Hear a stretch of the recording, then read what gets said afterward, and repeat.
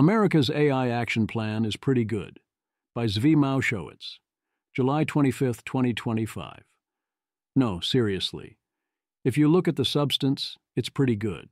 I'll go over the whole thing in detail, including the 3 executive actions implementing some of the provisions. Then as a postscript, I'll cover other reactions. The White House issues a pretty good AI action plan. There is a lot of the kind of rhetoric you would expect from a Trump White House. Where it does not bear directly on the actual contents and key concerns, I did my absolute best to ignore all the potshots. The focus should stay on the actual proposals.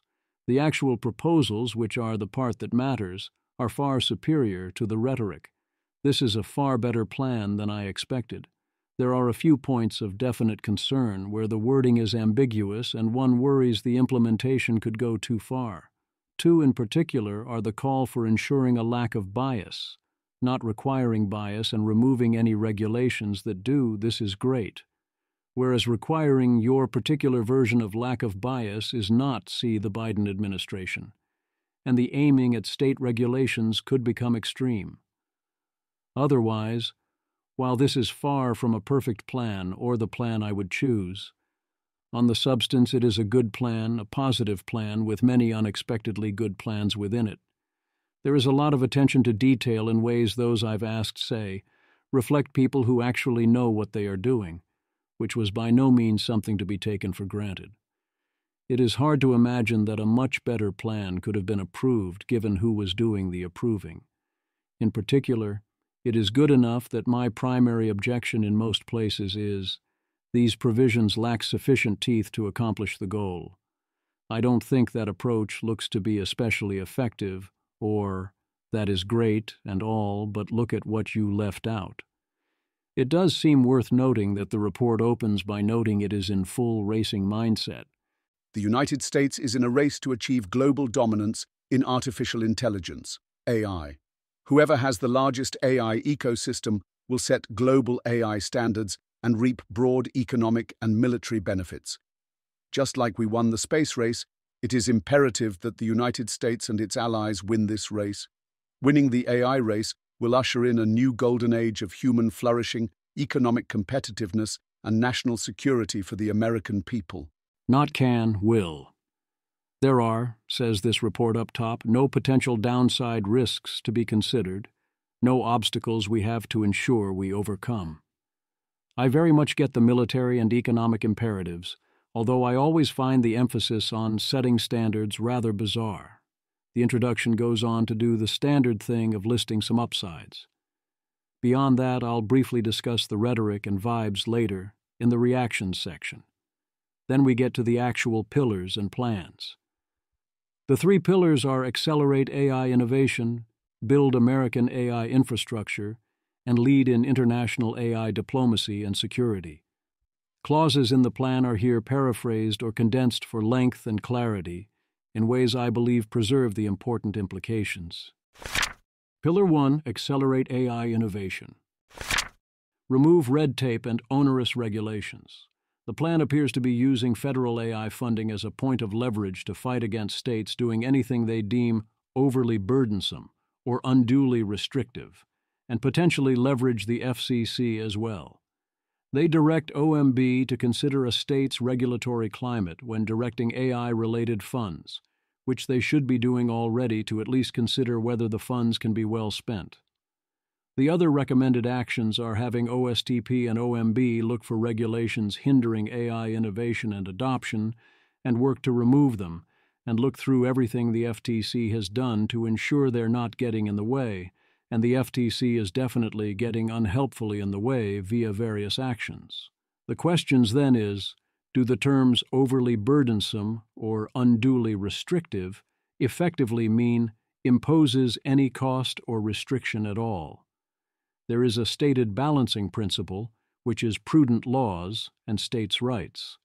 The federal government should not allow AI-related federal funding to be directed towards states with burdensome AI regulations that waste these funds, but should also not interfere with states' rights to pass prudent laws that are not unduly restrictive to innovation. If this is focusing on algorithmic discrimination bills, which are the primary thing the FCC and FTC can impact, or ways in which regulations made it difficult to construct data centers and transmissions lines, and wouldn't interfere with things like NY's RAISE Act, then that seems great. If it is more general, and especially if it intends to target actual all regulations at the state level, the way the moratorium attempted to do, if there hadn't been an attempt, one would call this a straw man position, but it came close to actually happening. Then this is rather worrisome. And we have some evidence that this might be the case. In addition to, if Trump didn't want to have a moratorium, we would have known that. Nancy Scola. At the Winning the AI Race event, Trump suggests he's into the idea of a moratorium on state AI regulation. Trump.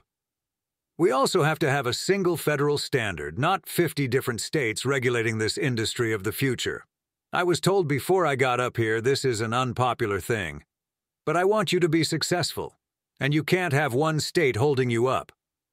People will frequently call for a single federal standard and not 50 different state standards, try to bar states from having standards, and then have the federal standard be, "Do what thou, thine AI, wilt shall be the whole of the law," which is a position.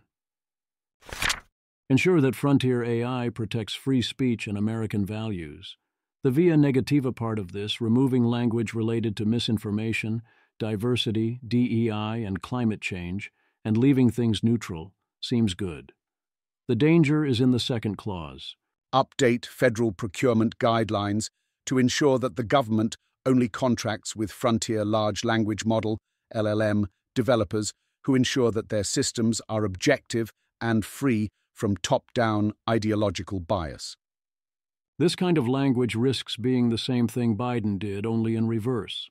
Are we doomed to both camps demanding their view of what free from ideological bias means, in ways where it is probably impossible to satisfy both of them at once? Is the White House going to demand that AI systems reflect its view of what unbiased means, in ways that are rather difficult to do without highly undesirable side effects, and which would absolutely constitute burdensome regulation requirements?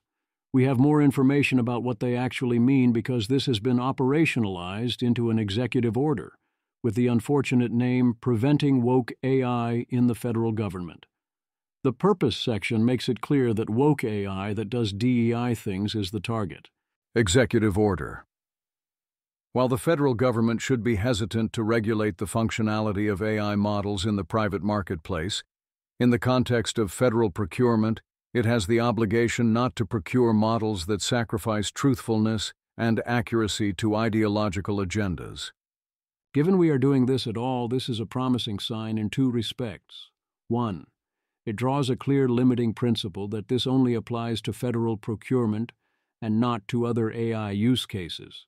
Two, it frames this as a negative obligation to avoid sacrificing truthfulness and accuracy to ideological agendas, rather than a positive obligation of fairness. The core language is here, and as Mackenzie Arnold says, it is pretty reasonable. Executive Order. Procure only those LLMs developed in accordance with the following two principles.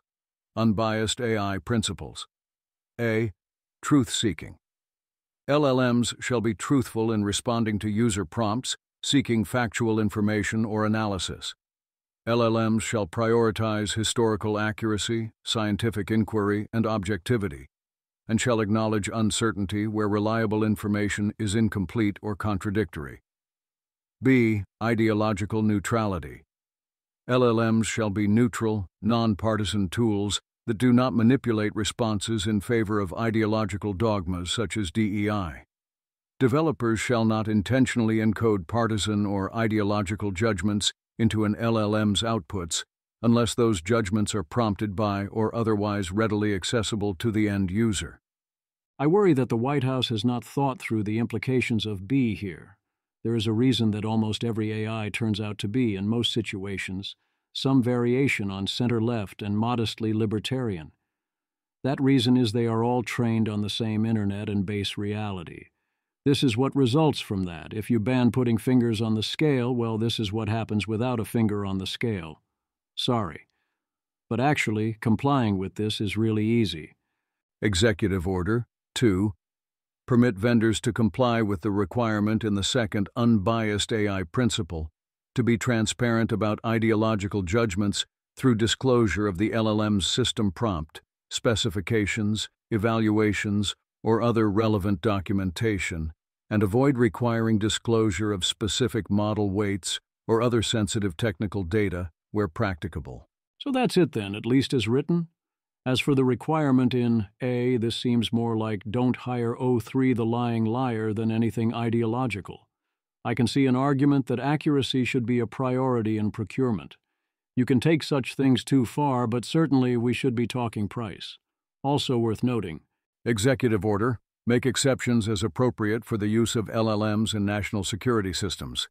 And also, Executive Order. Account for technical limitations in complying with this order. the details of the executive order makes me a lot less worried. In practice, I do not expect this to result in any change in procurement. If something does go wrong, either they issued another order, or there will have been a clear overreach, which is definitely possible if they define truth in Section 1 certain ways on some questions. Nick Moran. Section 1 identifies transgenderism as a defining element of DEI. In light of this, what do you understand LLMs shall be truthful in responding to user prompts seeking factual information or analysis to mean when a model is asked about the concept? Mackenzie Arnold. Extending truthfulness to that would be a major overreach by the GAVE. OMB should make clear that truthfulness is a narrower concept, plus that seems compatible with the EO. I disagree with Section 1, and you're right, that there's some risk truthfulness is used expansively. If we do see such arguments brought out, we should start to worry. On the other hand, if this matters because they deem O3 too unreliable, I would mostly find this hilarious. Christopher Rufo. This is an extremely important measure, and I'm proud to have given some minor input on how to define woke AI and identify DEI ideologies within the operating constitutions of these systems. Congrats to David Sachs, Asri Ramk, Aidan W. Ball, and the team. David Sachs. When they asked me how to define woke, I said there's only one person to call, Chris Rufo. And now it's law. The federal government will not be buying woke AI. Again, that depends on what you mean by woke AI. By some definitions, none of the major AIs were woke anyway. By others, all of them are, including Grok. You tell me. As is true throughout, I am happy to let such folks claim victory if they wish. For now, this looks pretty reasonable. The third suggestion, a call for Casey to research and publish evaluations of Chinese models and their alignment properties, is great. I only wish they would do so in general, rather than focusing only on their alignment with CCP talking points in particular. That is only one of many things we should worry about. Encourage open source and open weight AI. The actual proposals are 1. Intervene to commoditize the market for compute to enable broader access. 2. Partner with tech companies to get better researcher access across the board. 3. Build NAIRR operations to connect researchers and educators to resources. 4. Publish a new AI R&D strategic plan. 5. Convene stakeholders to drive open source adaptation by smaller businesses. The first 3 seem purely good. The fourth is, publish a plan, so shrug. I challenge that we want a small business using open models over closed models, or in general that government should be intervening in such choices. In general, most small business, I believe, would be better off with closed models because they're better, and also China is far more competitive in open models, so by moving people off of OpenAI, Gemini, or Anthropic, you might be opening the door to them switching to Kimi or DeepSeek down the line. The language here is ambiguous as to whether they're saying, encourage small business to choose open models over closed models, or encourage small business to adopt AI at all, with an emphasis on open models. If it's the second one, great. Certainly offering technical help is most welcome, although I'd prefer to help drive adoption of closed models as well. If it's the first one, then I think it is a mistake. It is also worth pointing out that open models cannot reliably be founded on American values any more than we can sustain their alignment or defend against misuse. Once you release a model, others can modify it as they see fit. Enable AI adoption. Adoption or diffusion is indeed currently the thing holding back most AI use cases. As always, that does not mean that "I am from the government and I'm here to help" is a good idea, so it's good to see this is focused on limited scope tools. 1. Establish regulatory sandboxes, including from the FDA and SEC. 2. Convene stakeholders to establish standards and measure productivity gains. 3. Create regular assessments for AI adoption, especially by DoD and IC. 4. Prioritize, collect, and distribute intelligence on foreign frontier AI projects that may have national security implications. All 4 seem good, although I am confused why number 4 is in this section. Empower American workers in the age of AI.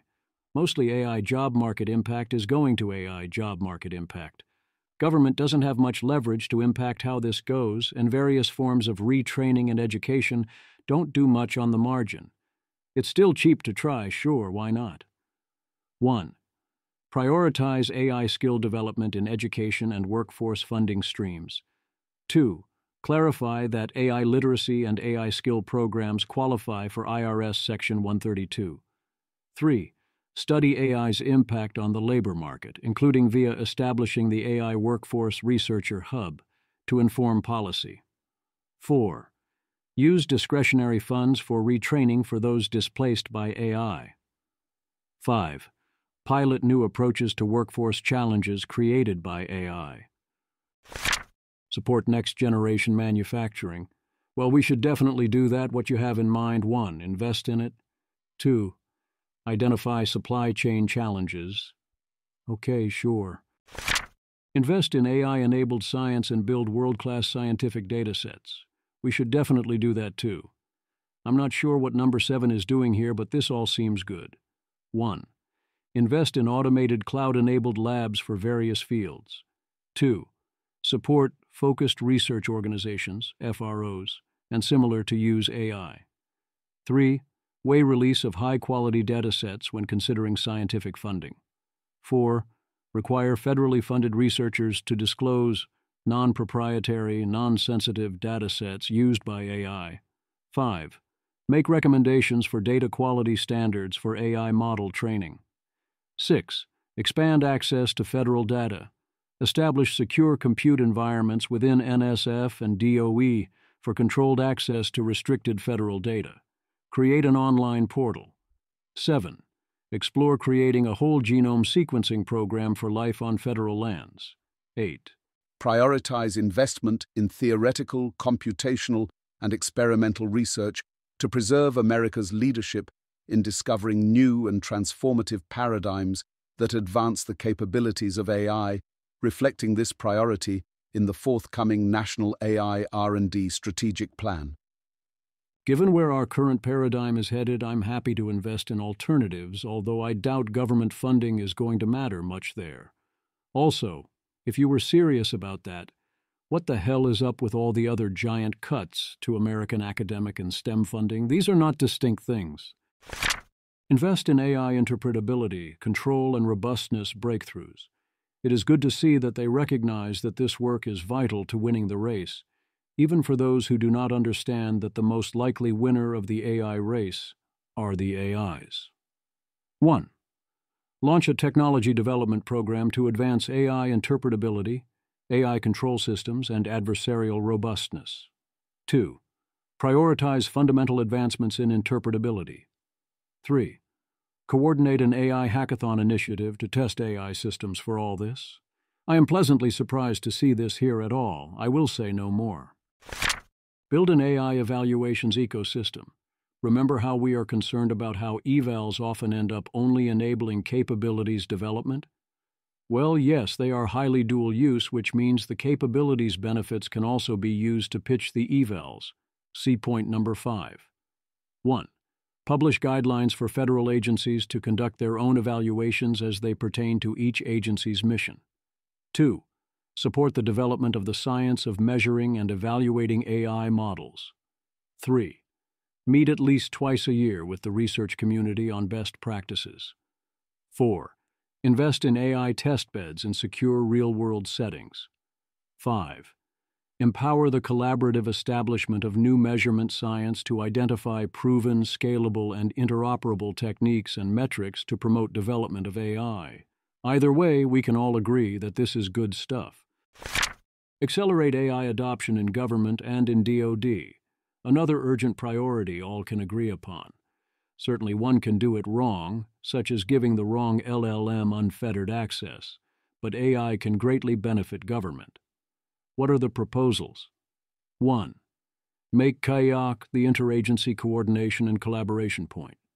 2. Create a talent exchange program. 3. Create an AI procurement toolbox, letting agencies choose and customize models. 4. Implement an advanced technology transfer and sharing program. 5.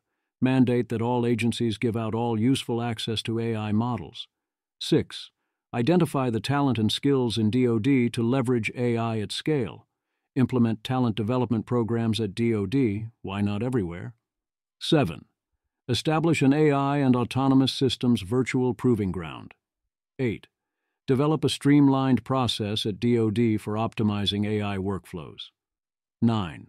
Prioritize DoD-led agreements with cloud service providers, operators of computing infrastructure, and other relevant private sector entities to codify priority access to computing resources in the event of a national emergency so that DoD is prepared to fully leverage these technologies during a significant conflict.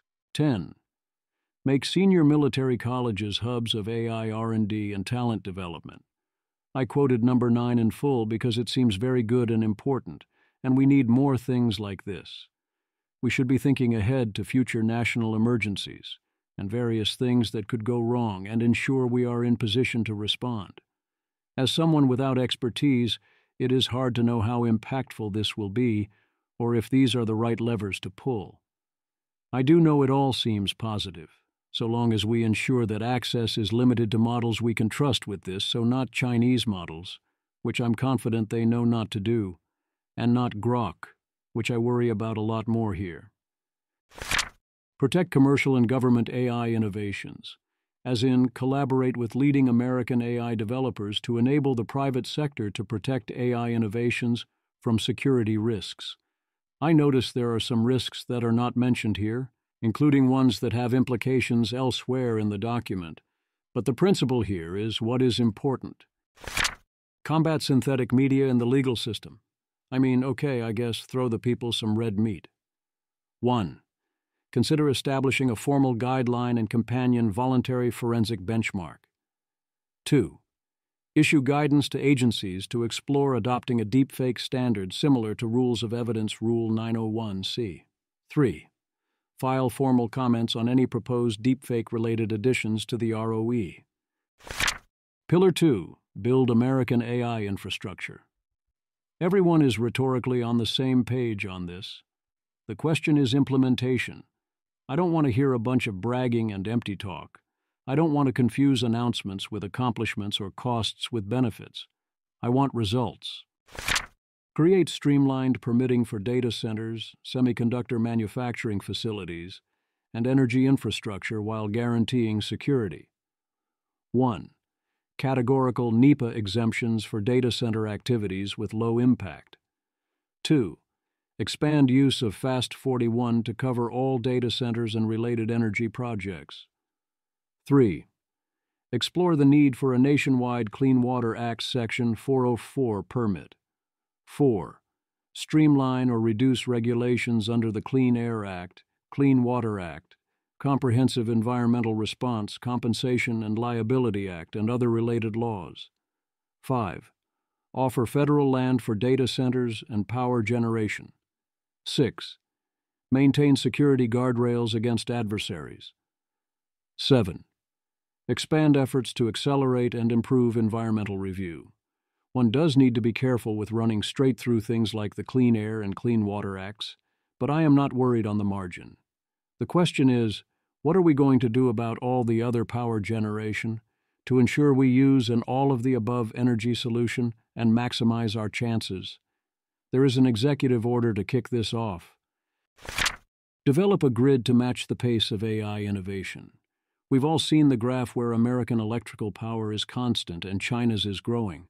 What are we going to do about it in general, not merely at data centers? 1. Stabilize the grid of today as much as possible. 2. Optimize existing grid resources. 3.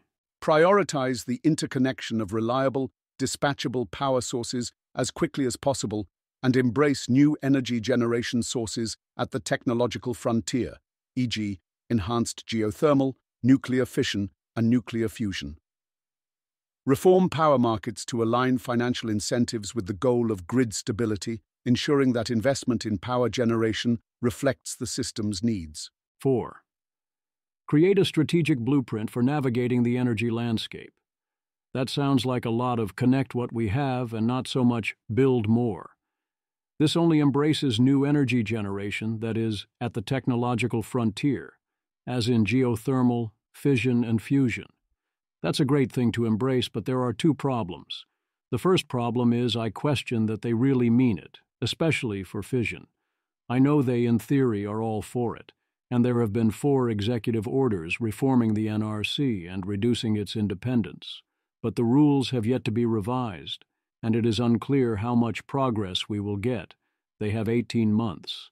Everything has to wait pending that, and the AI timeline for needing a lot more power is not so long.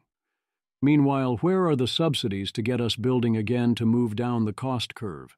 There are so many ways we could do a lot more. For geothermal, I again question how much they are willing to do.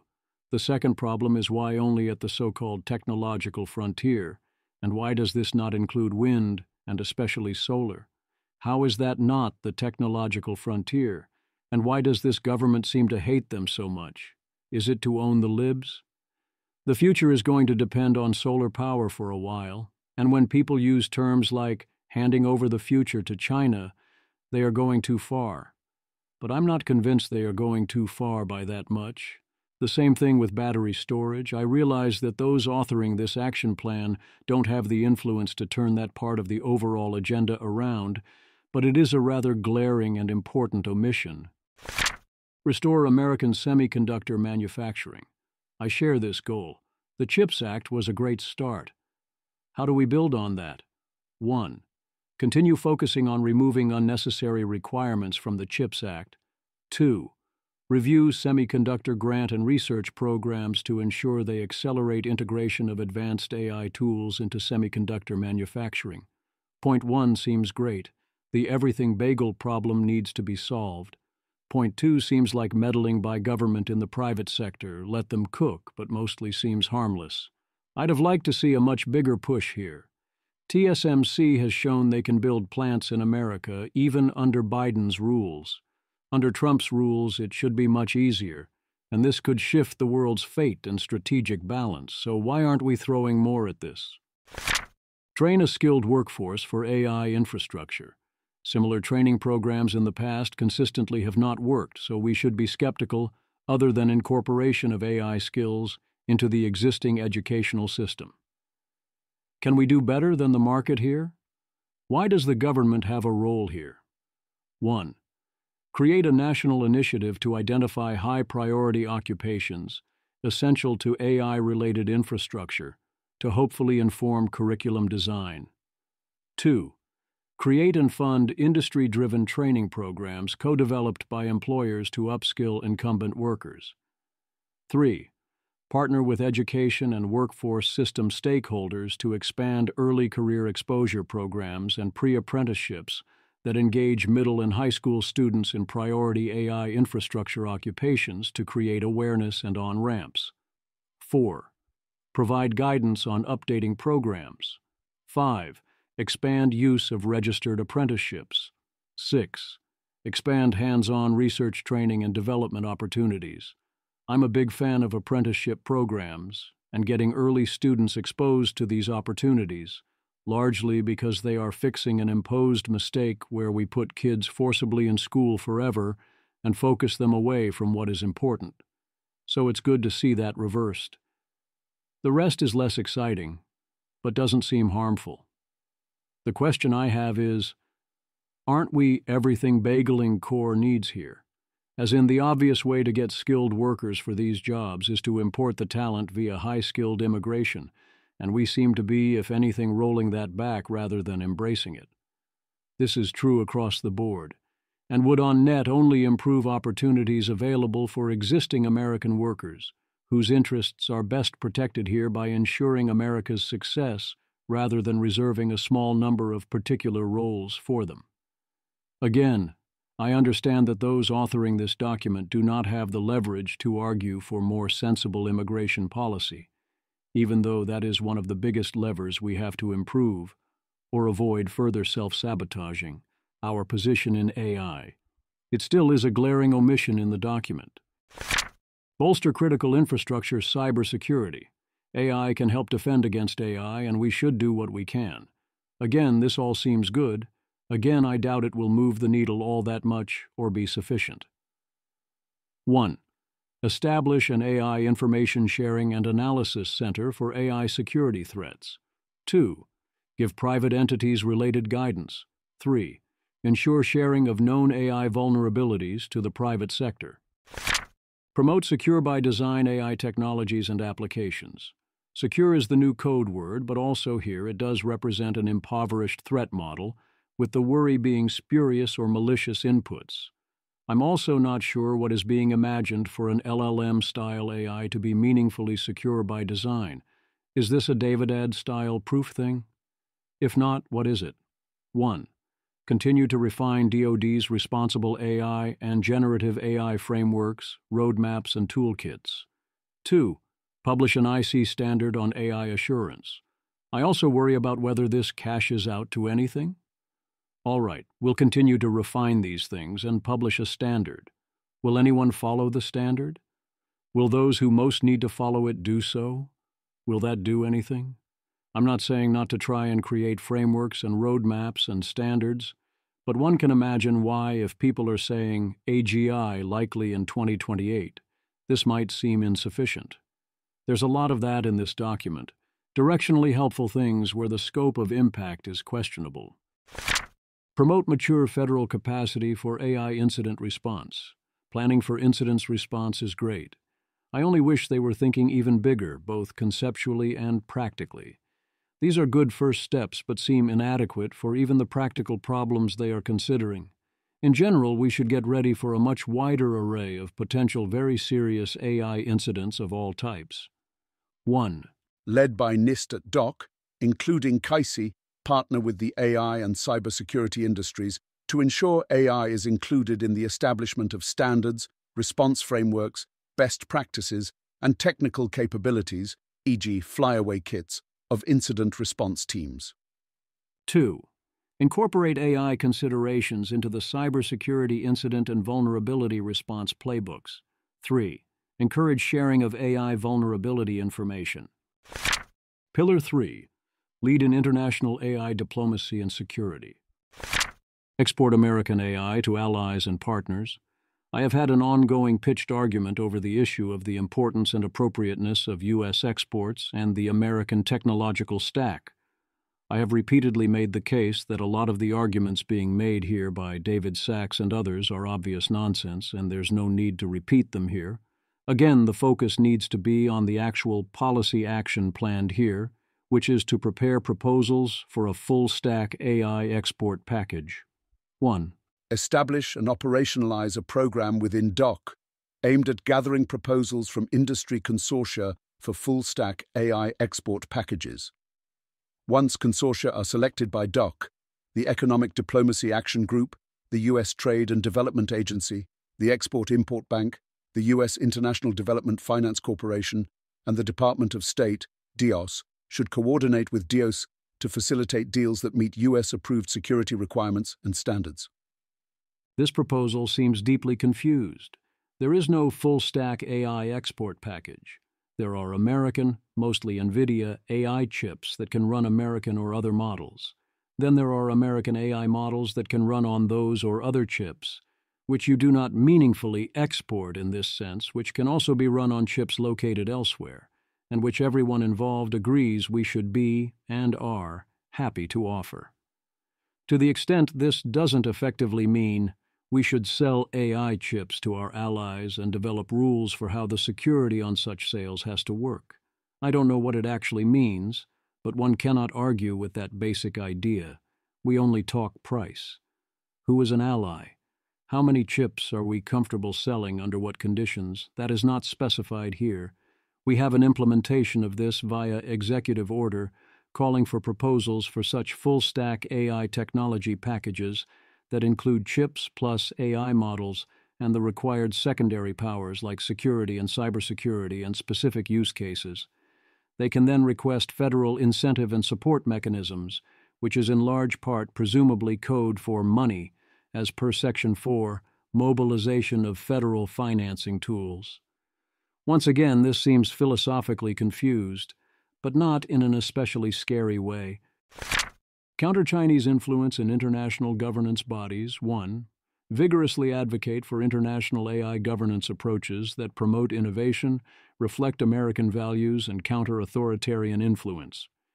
Anything else you want to list there while we are creating international AI governance standards and institutions? Anything regarding safety or security or anything like that? No? Just promote innovation with no limiting principles? It makes sense, when in a race, to promote innovation at home, and even to make compromises on other fronts to get it. When setting international standards, they apply to everyone.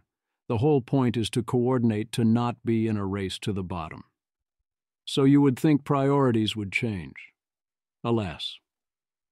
I think a lot of this is fighting different cultural battles than the one against China, and the threat model here is not well considered, but certainly we should be advocating for standards we prefer, whatever those may be. Strengthen AI compute export control enforcement. This is a pleasant surprise given what else the administration has been up to, especially their willingness to sell H-20s directly to China. I am especially happy to see the details here, both exploration of using location services and enhanced enforcement efforts. Bravo. 1. Explore leveraging new and existing location verification services. 2. Establish a new effort led by DOC to collaborate with IC officials on global chip export control enforcement. Plug loopholes in existing semiconductor manufacturing export controls. Again, yes, excellent. We should indeed develop new export controls in places where they are currently lacking. Align protection measures globally. Excellent. We should indeed work closely with our allies.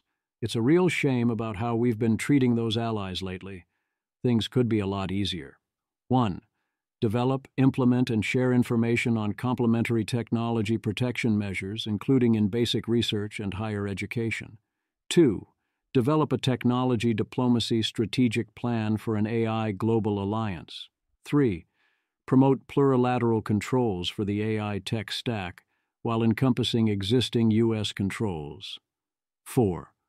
Coordinate with allies to ensure they adopt U.S. export controls and prohibit U.S. adversaries from supplying their defense industrial base or acquire controlling stakes in defense suppliers.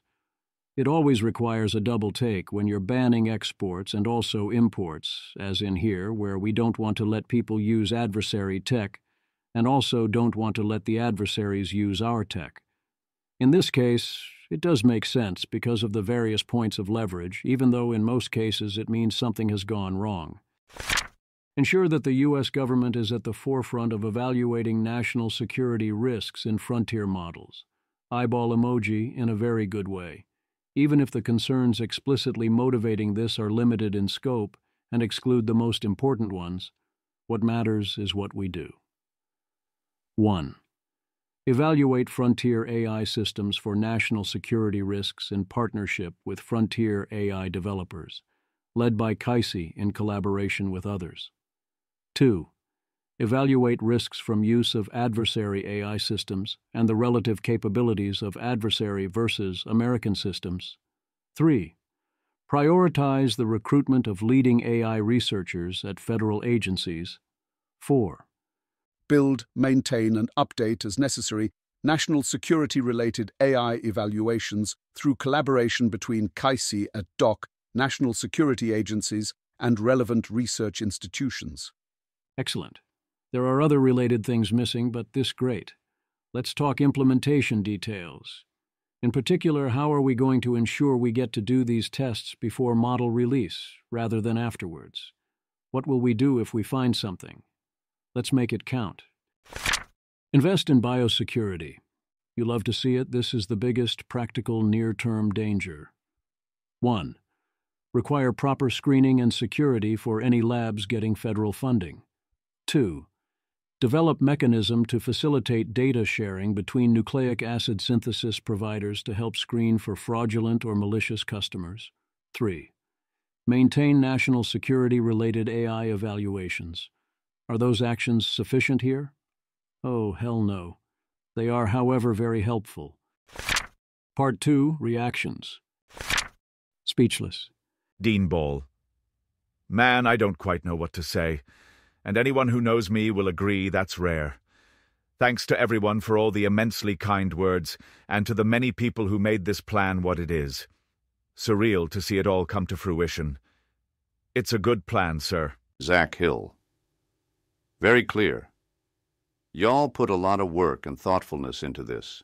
Obviously, you know I come into the space from a different angle, and so there's obviously plenty of stuff I can yammer about at the object level, but it's clearly a thoughtful and considered product that I think would dramatically exceed most Americans' expectations about any government AI strategy, with a well-constructed site to boot. Others, as you would expect, had plenty to say. We can all just get along. It seems that yes, you can make both sides of an important issue pleasantly surprised at the same time. Where both sides here means those who want us to not all die, the worried, and those who care mostly about not caring about whether we all die or about maximizing NVIDIA's market share, the unworried. Thus you can get actual Jeff Bezos telling Dean Ball he's dropped his crown, and Anthropic saying they are encouraged by the exact same plan. That is for 3 reasons. The first reason is that the worried care mostly about actions taken and the resulting consequences, and many of the unworried care mostly about the vibes. The AI action plan has unworried and defiant vibes, while taking remarkably wise, responsible, and prescient actions. The second reason is that, thanks in part to the worried having severely lowered expectations where we are stuck for now within an adversarial race, and for what we can reasonably ask of this administration, mostly everyone involved agrees on what is to be done on the margin. Everyone agrees we must strengthen America's position relative to China, that we need to drive more AI adoption in both the public and private sectors, that we will need more chips and more power and transmission lines, that we need to build state capacity on various fronts, and that we need strong export controls, and we want our allies using American AI. There are places where there are tactical disagreements about how best to proceed with all that, especially around chip sales, which the report largely sidesteps. There is a point where safety and security would conflict with rapid progress, but at anything like current margins, security is capability. You can't deploy what you can't rely upon. Thus, investing vastly more than we do on alignment and evaluations is common sense, even if you think there are no tail risks other than losing the race. The third reason is, competence matters. Ultimately, we are all on the same side. This is a thoughtful, well-executed plan. That's win-win, and it's highly refreshing. Okay, maybe not all of us, but what you gonna do? Worried and unworried? Sure, we can find common ground. The Trump White House and congressional Democrats? You don't pay me enough to work miracles. Where did they focus first? You have 3 guesses. The first 2 don't count. We are deeply concerned about the impacts of President Trump's AI action plan and the executive orders announced yesterday. The President's executive order on preventing woke AI in the federal government and policies on AI neutrality are counterproductive to responsible AI development and use, and potentially dangerous. To be clear, we support true AI neutrality, AI models trained on facts and science, but the administration's fixation on anti-woke inputs is definitionally not neutral. This sends a clear message to AI developers: align with Trump's ideology or pay the price. It seems highly reasonable to worry that this is indeed the intention, and certainly it is fair game to speak about it this way. Next up, we have my other area of concern, the anti-regulatory dynamic going too far. We are also alarmed by the absence of regulatory structure in this AI action plan to ensure the responsible development, deployment, or use of AI models, and the apparent targeting of state-level regulations. As AI is integrated with daily life and tech leaders develop more powerful models, such as artificial general intelligence, responsible innovation must go hand in hand with appropriate safety guardrails. In the absence of any meaningful federal alternative, our states are taking the lead in embracing common-sense safeguards to protect the public, build consumer trust, and ensure innovation and competition can continue to thrive.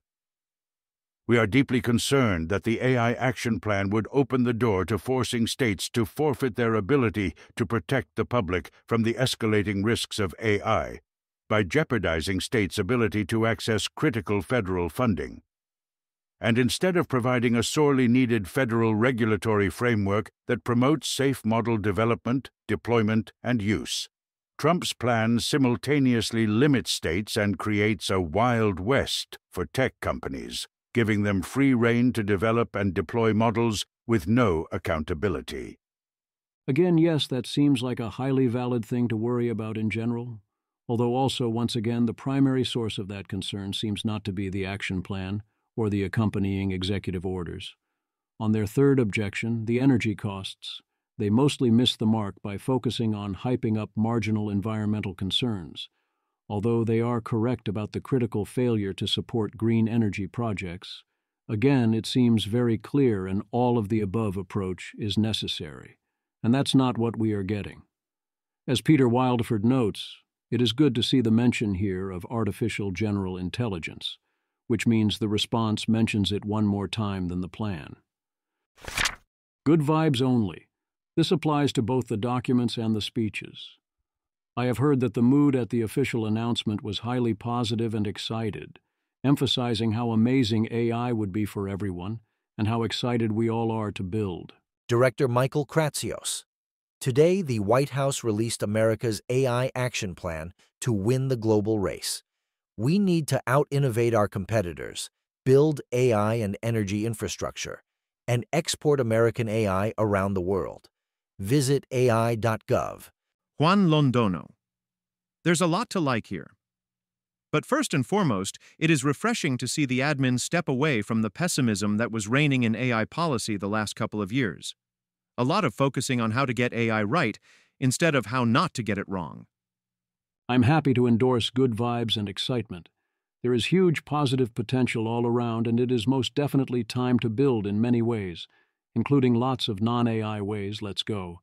So long as we simultaneously agree we need to do so responsibly, and we prepare for the huge challenges that lie ahead with the seriousness they deserve. There's no need for that to dampen the vibes. I don't especially care if everyone involved goes around irrationally thinking, there's a 90% plus chance we are going to create minds smarter and more competitive than humans, and this is all going to work out great for us humans, so long as that makes them then ask how to ensure it does turn out great, and then they work to make that happen. The required and wise actions at 90% success are remarkably similar to those at 10% success, especially at current margins. Hell, even if you have 100% success and think we'll muddle through regardless, those same precautions help us muddle through quicker and better. You want to prepare and create transparency, optionality, and response capacity. Irrational optimism can have its advantages, as many of the unworried know well. Perhaps one can even think of humanity's position here as like a startup. You know on some level, when founding a startup, that approximately 90% of them will fail, and the odds are very much against you, but that the upside is big enough that it is worth taking the shot. However, you also know that if you want to succeed, You can't go around thinking and acting as if you have a 90% chance of failure. You certainly can't be telling prospective funders and employees that. You need to think you have a 90% chance of success, not failure, and make everyone involved believe it too. You have to think you are different. Only then can you give yourself the best chance of success. Good vibes only. The tricky part is doing this while correctly understanding all the ways 90% of startups fail and what it actually takes to succeed, and to ensure that things won't be too terrible if you fail, and ideally set yourself up to fail gracefully if that happens, and acting accordingly.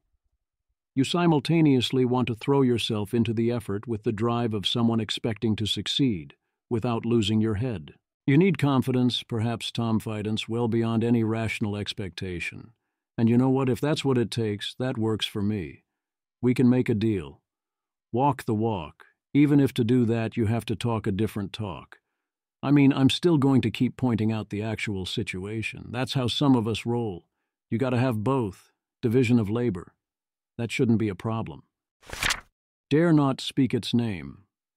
Peter Wildeford headlines his coverage with the fact that Rubio and Trump are now officially saying that AI is a big deal, a new industrial revolution, and he highlights the increasing attention AGI and even superintelligence are starting to get in Congress, including concerns by members about loss of control. By contrast, America's AI action plan not only does not mention existential risks or loss of control issues, although it does call for investment into AI interpretability, control, and robustness in the context of extracting more mundane utility, the AI action plan also does not mention AGI or artificial general intelligence, or ASI or superintelligence, either by those or other names. There is nothing inconsistent about that. AI, even if we never get AGI, is still likely akin to a new industrial revolution, and is still a big freaking deal, and indeed in that case the AI action plan would be even more on point. At the same time, the plan is trying to prepare us for AGI and its associated risks as best its authors can, without explaining that it is doing this. Other reactions in brief. Stephen Adler goes through the key points in the plan in this thread, emphasizing the high degree of competence and work that clearly went into all this and highlighting key useful proposals, while expressing concerns similar to mine. Timothy Lee notes the ideas for upgrading the electrical grid. Anthropic offers its thoughts by focusing on and praising in detail what the plan does right, and then calling for further action, export controls, and transparency standards. XAI endorsed the positive step towards removing regulatory barrier and enabling even faster innovation. Michael Dell offers generic praise. Harlan Stewart notes that the AI action plan has some good stuff, but that it does not take the emerging threat of what David Sachs called a potential successor species seriously, contrasting it with past events like the Montreal Protocol, Manhattan Project, and Operation Warp Speed. That's true both in the sense that it doesn't mention AGI or ASI at all, and in that the precautions mentioned mostly lack both urgency and teeth. Fair enough. Reality does not grade on a curve, but also we do the best we can under the circumstances. Daniel Eth is pleasantly surprised and has a thread pointing out various good things, and noting the universally positive reactions to the plan, while expressing disappointment at the report not mentioning AGI. Danny Hauge offers a breakdown emphasizing the focus on near-term actions and that everything here is only a proposal, while noting the largely positive reaction. Christopher Covino's considered reaction is a very promising start, with the issues being what is missing rather than objecting to things that are included. Remarks of note. Trump advocates for not applying copyright to AI training and also says that America is very, very substantially ahead of China on AI. That is indeed current American law. Joe Allen. Trump talking about AI as an unstoppable baby being born, one that must grow and thrive, is somewhere between Terminator and The Omen. I am not one who lives by the vibe, yet sometimes I wish people could listen. Conclusion. Helpful is the watchword. My debt is insufficient but helpful is the theme here. There's a lot of very good ideas on the list, including many I did not expect, several of which are potentially impactful. There are two particular points of substantive concern, where the wording could imply something that could get out of control, on bias policing and on going after state regulations. Having seen the executive order on bias, I am not terribly worried there, but we need to keep an eye out to see how things are interpreted. On going after state regulations, I continue to see signs we do indeed have to worry, but not primarily due to the plan. Mostly we are in a great position on substance. The plan is net helpful, and the main thing wrong with the substance of the plan is not what is in it, but what is missing from it. The issues that are not addressed, or where the actions seem to lack sufficient teeth. That doesn't mean this puts us on a path to survive, but I was very worried this would be net destructive, and instead it is net helpful. I am less happy with the rhetoric, which is hostile and inflicts pain upon the reader throughout, and most importantly does not even deem many key concerns, including the most important concerns of all, even worthy of mention.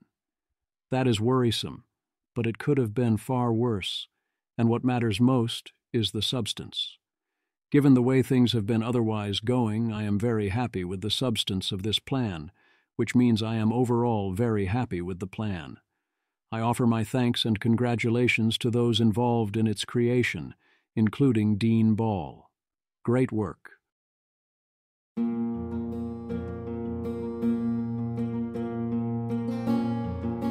This has been an episode of the Don't Worry About the Vase podcast. If you enjoyed this podcast, please visit thezv.substack.com to support the author. If you enjoy having AI-narrated episodes, please note this is a listener-supported podcast. To receive new posts and support the cost of creation, consider becoming a subscriber at dwatvpodcast.substack.com. Thanks for listening.